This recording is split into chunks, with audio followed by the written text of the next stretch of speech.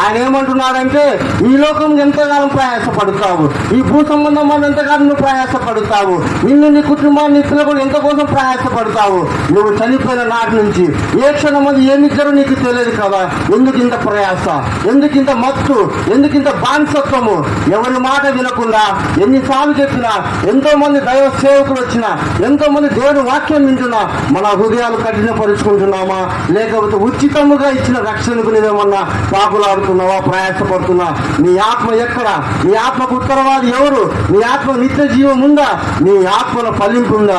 ఆత్మను ఆర్పకుండా, ఆత్మను బలహీనపరుచుకోకుండా ఆత్మను ఎప్పుడైనా ఆర్పుతావో అప్పుడు నీ జీవితానికి పాపం పెరుగుతుంది. పాపం వెళ్ళడం వల్ల ఆ భయంకరమైన నరకములో నీవు కాకుండా నువ్వు చేసిన చిన్న పొరపాటుకు నీవు, నీ భార్య, నీ పిల్లలు, నీ కుటుంబం, నీ సంతానము, నీ బంధువులు, నీ స్నేహితులు, నీ ద్వారా అనేకులు నరకం అనే పొరుమలలో అపవాదైన సైతాను యొక్క రాజ్యంలో నిన్ను నీ కుటుంబం నాశనం చేయాలని దివారాత్రంలో అపవాదైన సైతాన్ని తిరుగుతున్నాడు.